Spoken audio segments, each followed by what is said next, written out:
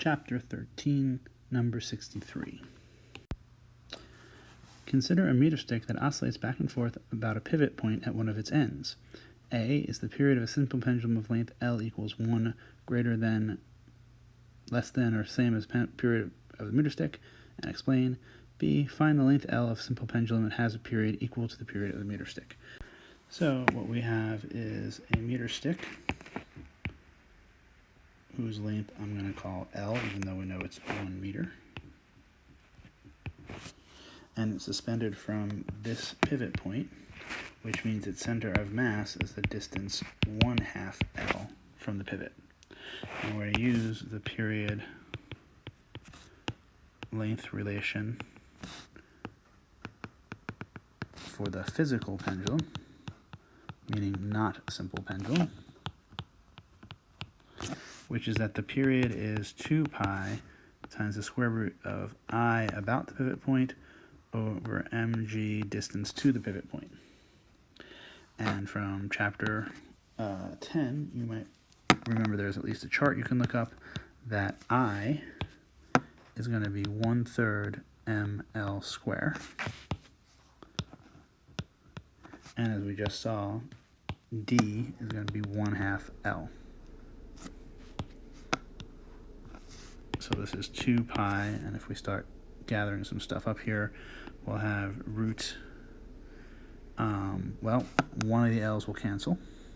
The M's will cancel, so we'll have L over G. Actually, let's do that in a different color just for highlighting purposes.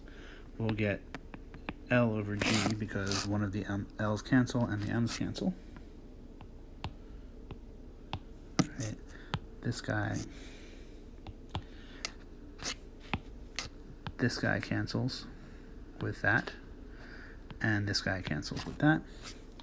And then we'll have the stuff that's left over, which is the square root of 1/3 over 1/2. And so we're going to see this as, rearranging a little bit, square root of 2/3 times 2 pi root L over G. And this thing in purple that we just came up with, we are going to hopefully recognize as the period of a simple pendulum. So we're left with that hour period that we're looking for. Period of our meter stick is equal to some number, and then the period of the equivalent pendulum. And we can see that the number, being the square root of a number less than 1, is itself less than 1. So we can say definitively that the pendulum has a greater period than the meter stick,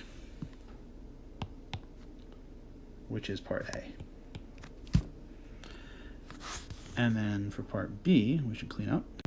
And then we should pay attention to sort of a glitch in Walker. He uses the symbol L for 2 separate things, which is sort of a no-no. So I'm going to call this L star. And we know that the period of a pendulum whose length is L star would have a period, I'm just going to call it actually T2, is going to be 2 pi root L star over G. So I call it T star. And then the question asks us for the case that they have a period equal. So that's equivalent to saying that I want T star to equal hour period. So I want 2 pi root of L star over G equal to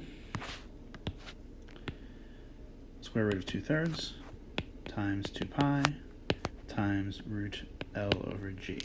Luckily, a lot of that stuff is common. For instance, the 2 pi's can go away, and the G can go away.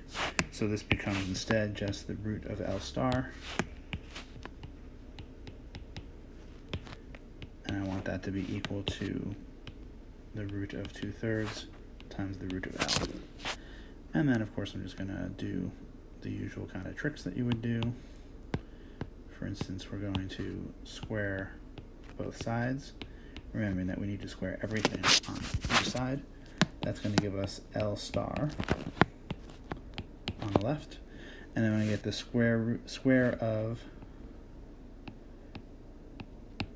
root 2/3 squared times the square of root L squared, and that's going to be 2/3 L because the square roots all go away.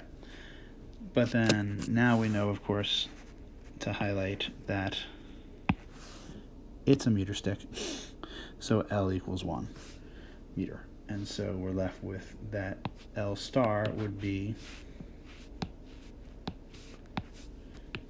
2/3 of 1 meter, or about 0.67 meters. Here they gave us the 3 digits, so I guess 0.7667. For some reason the book rounds to only 2 digits, but it looks like we have 3, so 0.667 meters. And this pendulum would have the equivalent period of a meter stick.